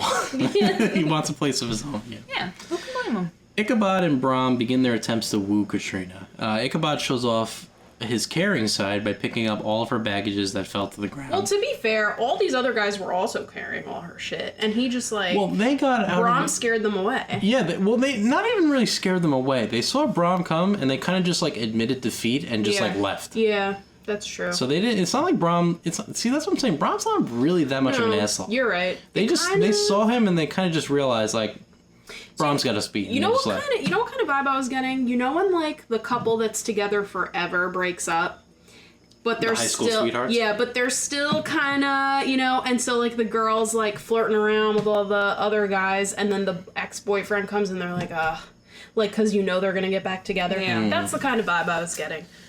Yeah, well, They weren't previously a couple, were they? No, I don't think so. Okay. but that's just how it's. Yeah. well, Ichabod swoops in first. He picks up all of her baggages and escorts her back home with one arm. The two come across a puddle in the road, so Ichabod naturally takes off his jacket, lays it down for her to cross over without getting wet. And Brom is like, I got you beat. I'm gonna swoop her up. Brom just steamrolls on his horse and just runs the two of them over, but he manages to kidnap Katrina in the process, leaving Ichabod in the mud. And It take wasn't all even her the bags. mud. I think it was a poop river. Yeah. He left him in the poop. But wait, okay, can we just talk about the hanky? She throws him her hanky, right? And this man, you would think she threw him her fucking thong. Like, Yeah. her panties were the hanky. Because Yeah. he was like oogling them and sniffing them, and like, I'm like, Licking them. Yeah, I'm like, it's a hanky. Like, what are you doing? I don't think know. it was more so the symbol of the hanky, like, she cares about me. Yeah, no, you're definitely right. I just was like, that's weird. Well, the handkerchief's enough, because Ichabod gives chase to Brom, who is taking Katrina back to her farm. When he catches up to them, he walks Katrina to her door, and Brom is left holding all the baggages. Why do you keep saying bag? It's packages. Baggages is that not Baggage baggage? is already the plural. Oh, all of her baggage. I'm just gonna say packages now. Now you're being I'm self-conscious. sorry. It's not a big deal. It's just something I But you noticed. pointed it out. It's like the second or third time you've said it. It just, you know. Well, Brom's left holding all of her packages. Ichabod escorts Katrina All of her inside things. All of her items. while Brom falls down with all of her packages. Getting progressively angrier like me, he walks into the front door when Ichabod closes it behind him. When Ichabod comes back outside, Brom grabs hold of him and he's about to punch him until Katrina calls out from the window and the boys stop what they're doing to wave to her. But in the process, Ichabod escapes and Brom punches a tree. So a couple things here. Brom is a lefty, which I think is Yeah. just notable. I don't know why. And also, Ichabod is kissing this flower inside the house, and Brom hears the kissing noises, and he thinks that Ichabod and Katrina are kissing, and he is losing it. Mm-hmm. He's like, what are you doing to my girl? Get out of here with your... Rage. Yeah. So Ichabod escapes. Brom, I think, gets hit in the head with a horseshoe. And Doesn't he fall down a well? he falls down a well as well. And Ichabod has won this battle over Brom. Excuse me. I wasn't going to say anything. I've been saying Brom. I know. I've been good. I've been listening. Fast forward, Ichabod has received an invitation to Katrina's father's annual Halloween party from Katrina herself. P.S. Please come, Katrina. Ichabod is very excited for the night, and he's going to win over Katrina for good tonight. So he's doing his ponytail really extra good. Yeah. He's grabbing the chalkboard dust and putting it on his face, Yeah, as you do. that's so You know how you put pressed powder on your face, I suppose. Wouldn't it make you weird? Look more ghostly. Maybe he was going for a ghostly effect. It was a Maybe. Halloween Maybe party. that's the key There to why is- all the women are obsessed There about is him. one thing that you didn't point out, which I only noticed the second time we watched it. In the beginning, when Ichabod is walking down like the main street in the beginning, he is almost walking under a ladder and like automatically diverts out from the ladder. Important. There's a black cat crossing his path, and he like takes the hook of his umbrella and like moves the cat so it doesn't cross his path. So you can tell, if you're like paying attention, that he is a superstitious man. That's a very is good important. point, Oh, and and he that comes hopped in. over Yeah. salt and threw it over Yes. his shoulder. Yeah. That's a very So- good point that I did not realize. You're Yes. absolutely right. Ichabod is a very superstitious man. Yep. Okay. Brahm is also at this party. Ichabod is dancing with Katrina while Brahm observes in frustration. As he sulks in the corner, the woman that Ichabod ditched earlier at the picnic, how would you describe this woman? She's short and has a short, dark haircut, and she's plump. Rubenesque. Pleasantly plump. Yeah. That's a good way of She putting looks really nice, I mean, though. they said Katrina was plump, right? They did. Plump as a partridge. It's So I guess different this kind of woman plump. is more round. Yes. it. Busty. No, She's round. Rubenesque. Sure. I like that. So, okay, so like the cliche being that nobody wants to dance with her because she's like the short fatty, which I disagree with. But that's the standard at the time. I mean, but look, you're sitting on the bench, and so is Brahm. So, like, Yeah. don't be so hard on yourself, sis. Well, Because it's- Brahm could have danced with anybody else, even though Katrina was dancing with Ichabod. Like, get the next best looking girl. That's true. He could have danced with literally anyone. Mm-hmm. well, the two make eye contact with each other, and Brahm is instantly disgusted He by like this turns woman. away and he's like, "Ugh." He literally shudders. He Yeah. goes, "Ugh." So mean, and she feels so bad. And she literally sits there and sulks, and she's like, "Ugh." And I'm like, this dick, like I know, he's just a typical high school boy, honestly. Well, he then hatches an idea. He will dance with this woman and cut in on Katrina, and thus swapping dance partners with Ichabod. Yep. Now, So he thought. this woman accepts the dance invitation from Braun, but her method of dancing is very chaotic and bouncing all over It's the place. very like intense. And giggling the whole yeah, time. squeezing and giggling. She doesn't even know what's going on. Like, She's she- just overjoyed. Yeah, she's leading, I think, honestly. Yeah. Like, Yeah. it was like crazy. She's like roaring 20s I felt like dancing. the screen was shaking. Yeah. The music picks up the pace, and Brahms successfully unloads the eager woman onto Ichabod. The two then take turns passing this woman back and forth between each other. Finally, Brahm has had enough of her and can't shake her, so he throws her in a closet and barricades the door with a chair. So mean. But also, it's important to note that the whole time that Katrina's dancing with Ichabod, she's like making eyes over at Brahm. She is Do about it. But then in when favor Brahm, of this battle for her. Yeah. But then when Brahm gets her, for like 2 seconds, she's looking at Ichabod I like, know. hey. She's a flirt. She's egging these two She on to wants a battle for her. threesome. She, Or that, yeah. That's it. That's what she wants. You're right. Brahm then notices a door on the dance floor that leads to the basement. Mm-hmm. And he opens the door trying to get Ichabod to fall in while dancing. It's a wonderful lifestyle. Yeah. His plan is ruined, however, when the eager woman from before escapes the closet and chases after Brahm, causing him to fall in through the door instead into the basement. The dance concludes with Ichabod winning yet another battle, but Brahm intends to win the war. When the hour grows late, Katrina's father called upon all his guests to tell ghost stories. Because that's what they like to do. And the other thing that was very pointed in the book is that, like, well, I don't know if it was pointed, but I was also researching a little bit. So, like, this is, like, a very Dutch community. They mentioned Dutch in the story. And, like, I guess, I don't know, but I guess the thing is that, like, Dutch people are very superstitious and have, like, a lot of, like, supernatural kind of, like, lore. So that's where a lot of this, like, kind of stems from, because it was such a heavily Dutch community. Well, Ichabod is very superstitious, and Brahm knows that. And I'm just a little stitious, but... A little stitious, yeah. He knows that Ichabod is very superstitious, and he knew that there was no bigger believer in spooks and scares than Ichabod Crane. Yeah. So, Brom then tells the tale of the Headless Horseman.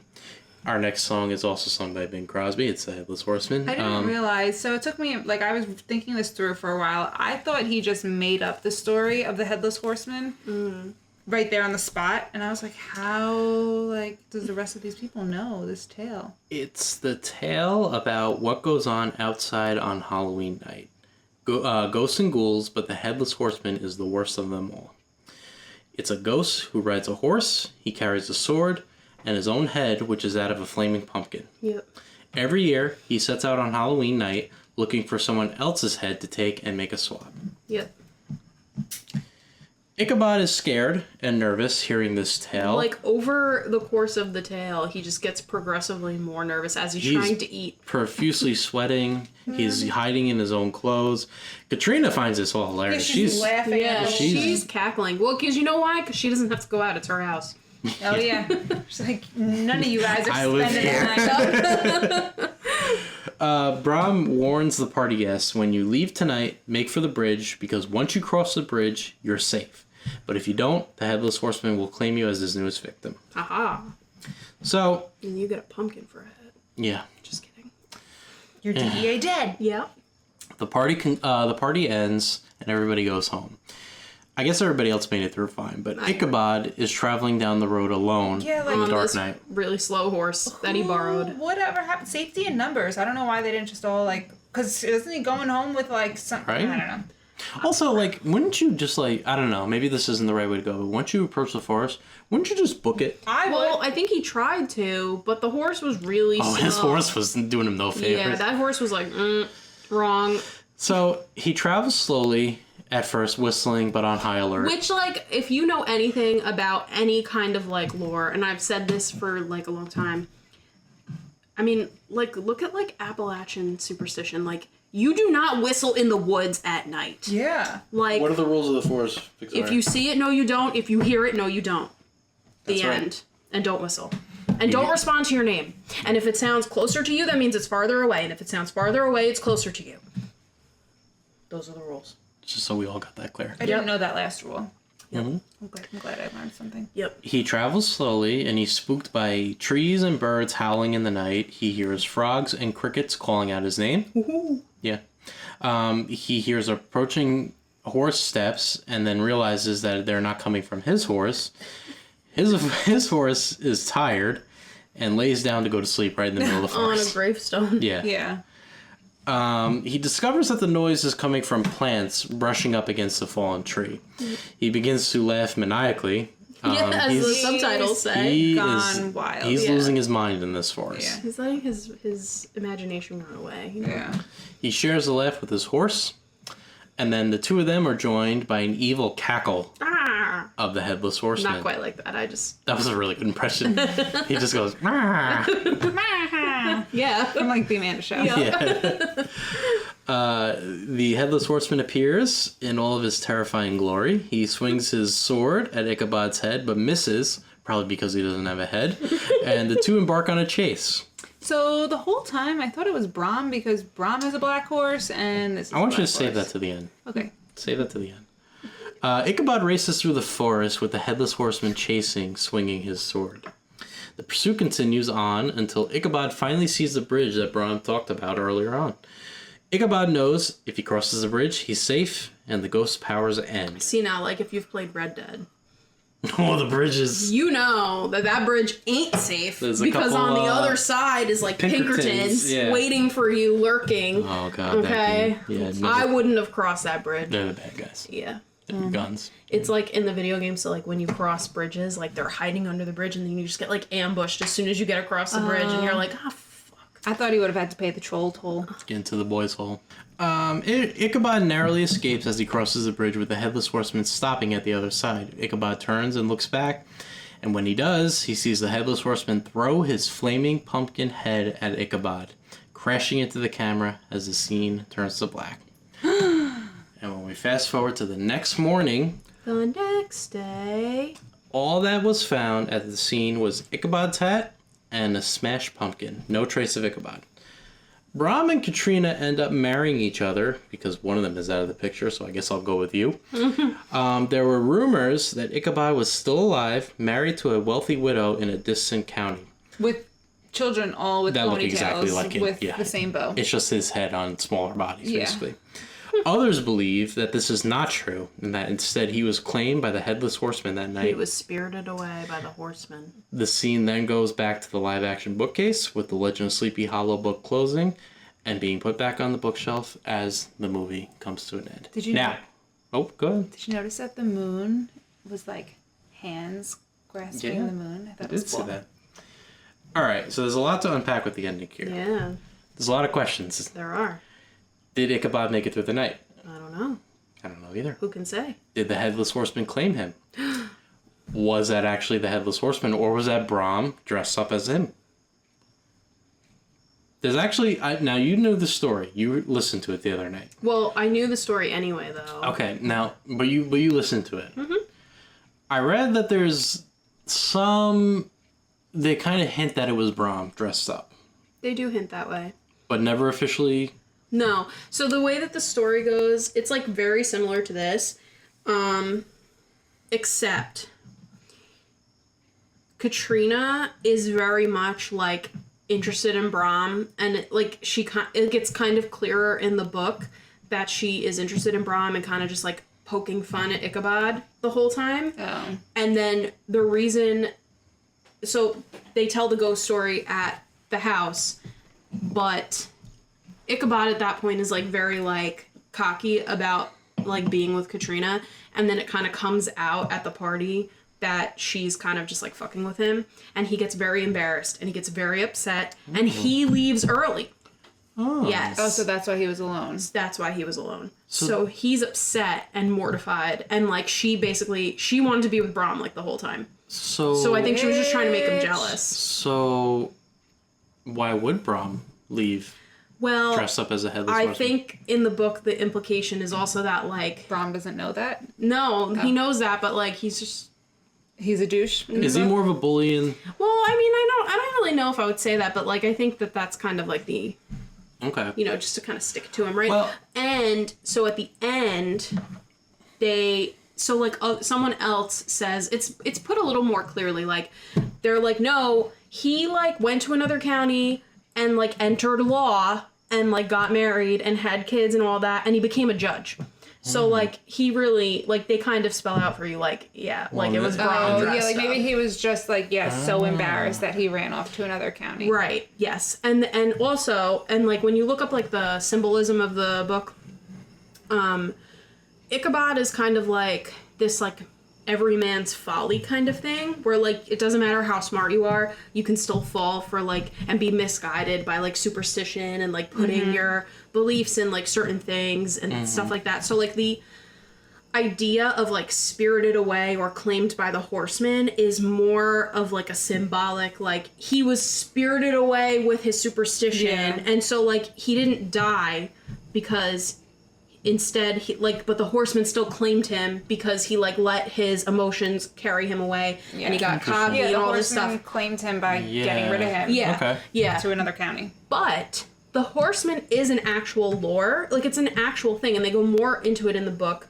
He is presumed to be a Hessian, like I think a Germanic soldier that was, and they don't even name the war. Like I don't even know Why would that be in Tarrytown, New York? I know, it's like it really doesn't make a whole lot of sense. I think it was German. I could be wrong, but like it was a soldier that lost his head, and that is where, and he was buried under like a tree without that, like Did he lose his head and the horse didn't know and kept riding him? I don't know. I mean, I feel like it's definitely possible. It is, but like yeah, so he was buried under this like tree, which became like a portal of evil, and stuff like that. So like it's a real lore, Right. and that also ties into, if you've watched the Johnny Depp movie, which is like Sleepy Hollow. Is it scary? It is scary, but like only when you're a kid. Like now it's just like spooky. Okay. It's not like scary. So like scary. I could watch it on my own. Oh yeah, you could. I mean, like I would want to watch it with you because I like that movie. but yeah, you could watch it on your own. And that movie doesn't follow the lore per se, but it does have a lot more like hints of the actual original story that make it like kind of make more sense. Okay. Yeah. Well, I was just waiting for Brom to pop out. Yeah. Because he peeked in the head, or they peek. He peeks in the Headless Horseman's headless Thank you. head. I could not get the words out. Yeah. But what's also interesting is I saw that like Brom and the Headless Horseman kind of have a similar horse. Yes. Yeah. Yeah, she said that. Hillary said that. Oh, I thought you were just talking about like him peeking in. No, she said that earlier, and you said save that's it. okay. You did say that. That's right. So like, they leave it ambiguous and they leave it open for interpretation. But like, it could be Brom. It could be the actual Headless Horseman. The other thing in the book, sorry, Go. that they say when asked about Ichabod Crane years later, and Brom, like, everybody always brings up the pumpkin. Like, oh, there was a smashed pumpkin, and Brom always has a good laugh whenever the pumpkin is mentioned. So that, like, is also, like, kind of a nod to, like, yeah, it was him, and he was like, the pumpkin was a good touch, kind of thing. Yeah. Interesting. I would love to know, like, what, like, Disney, if they were, like them giving, I mean, it goes against the complete nature of the ending, I feel like, but I wonder what they thought, you know what I mean? Oh, yeah. Interesting. Well, when I go to Mickey's Not So Scary Halloween party in a few weeks, Now you'll and know I who see- the Headless Horseman Pull him is. aside. I'm gonna say, "Where's Ichabod? What did you do with Ichabod?" Pull him aside, be like, I'm literally gonna shout that on the Headless Horseman, street. come over here. Let me get a good look Yo, at sir, come here. you. Let me get a look at you. Well, he can't see you doing that. But Oh yeah. Horse, Well. come here. You're like, why isn't he trying to get any of our heads? That's a good Because point. he's got Ichabod's. could be. And also, like, in the lore of the Headless Horseman, like, does he need to get a new head every year, or once he gets a head, is he, like, good to go? I don't know, actually. I don't really remember reading anything specific about that, but I'm sure it exists. Yeah. Can't put a price on good head. Yeah. I mean, maybe he's always looking for better head. Where's your joke? I'm not making a joke Okay. like that. I can't think of anything better than what you guys just did. I didn't even mean to make it sexual until I said that. Until I said, looking for better head. Me too. I'll just I quote didn't- 6. And my father told me I should really try to get ahead. I like this one better than the Mr. Toad one. I liked both of them. I like both of them too, but like them I found myself really enjoying this one more. Really? Like I could see myself going back and watching this half Halloween? and not the first half. I think we just like it because it's almost spooky season. Yeah, that's probably true. I think it's interesting that like if you consider Brom to be the villain, if you do, some people may not, but if you do, this is one of the few stories where the Disney villain he actually wins. He wins. Yeah. He gets the girl. Ichabod is gone. You don't see that often, and I think it's very unlike Disney to do ambiguous endings. I feel like everything they do has a problem, but Keep going. no, I was just gonna say I feel like every Disney movie has a problem. It's solved by the end. They live happily ever after. They kind of tie a bow and everything, but they rarely do stories like this where like they kind of leave it up to the viewer That's true. to decide how things went that night. How did we talk about... Oh, we talked about how the audience reacted to this as a whole for both Yeah. movies. Yeah. I thought it was just for Mr. Toad. No, it's for both. For both. I don't think I really couldn't find anything split on the two Yeah. stories. Except that parents complain about this being scary. Yeah, a lot of parents said that the Headless Horseman was terrifying to their children, which, I mean, he's kind of supposed to be, you know what I mean? He's a headless horseman. Yeah, What I do you mean, want? yeah. But, I don't know, I like this one. I thought it actually brought up the whole movie as a whole. Because, like, the Mr. Toad part, I was... Yeah. Yeah, do it if out. Mr. Toad was on its own, I'm sure people would be like, what the fuck was this shit? Yeah. Fucking Toad causing havoc. Like... But yeah, It was him dressed as the headless horseman. Yeah, that would have been so funny if Master Mr. of Toad just like disguise, yeah. hopped out, and that's how they tied the two stories Yeah. together. Perfect, Victoria. Man. Um, It's like I should have been a Disney writer. Should have been a damn Imagineer. Right? closing thoughts on the whole movie as a whole, not just Sleepy Hollow. Anything you want to add? Interesting combo. Yeah. Very different. Yeah, Fair. I don't know why they thought these would be like Good together. good. Yeah, but Title's a little misleading. yeah, but I enjoyed it. I enjoyed both of them. Yeah. I liked it. I like The Legend of Sleepy Hollow probably better because I like the characters, but I also really enjoy The Legend of Sleepy Hollow Yeah. as I You grew know, up with it. It's kind of interesting because, like, we're getting into almost October, and, like, Freeform, for example, Yeah. does, like, Halloween movies the whole month. Yep. long. And granted, only half of this is Halloween related, but like you don't see this on TV No. ever. Nope. But I feel like it's something that fits in the whole month of October. Yeah. And something that like would be good to watch the whole family, really. You know, agree. and you can watch the Toad part if you want, but Yeah. yeah, no, I thought it was. I'd give it a thumbs up personally.